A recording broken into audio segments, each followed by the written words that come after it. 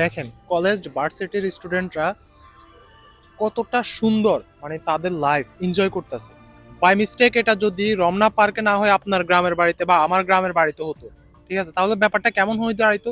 গ্রামের প্রত্যেকটা চা দোকান হতে শুরু করে হোটেল, রাস্তাঘাট, সবাই মানে সব জায়গায় বেশিরভাগ মুরব্বীরা এটা নিয়ে ক বলা করতো, যেটার বলে ক বলা গ্রাম্য ভাষায়, ক বলা করতো, বলা বলি করতো যে অমুকের মাইয়ারা দেখছি দুনিয়ার হোলা বেগুন লগে এনে রং লীলা লাগাই দিছে, রং তামসা লাগাই দিছে, ইগার কি বয়স কম হয়েছে নি, এই হয়েছে হেই হয়েছে ইয়ানে হাঙ্গা করের বিয়া করের মানে মোটামুটি এটারে পুরো অত্র এলাকা ঘুরিয়ে দিত। কিন্তু এটাই আসলে শহরের মানুষ আর গ্রামের মানুষের মধ্যে পার্থক্য। গ্রামের মানুষ জিনিসটাকে যতটা ন্যারো মাইন্ডে নেয়, বাট শহরের মানুষ এতটা ন্যারো মাইন্ডে নেয় না, জিনিসটা অনেকটা ফ্রিলি। যার জন্য তাদের মধ্যে ছোটবেলার যে আনন্দ, যে শৈশবের যে আনন্দগুলো, এগুলো টিকিয়ে রাখার চেষ্টা করে।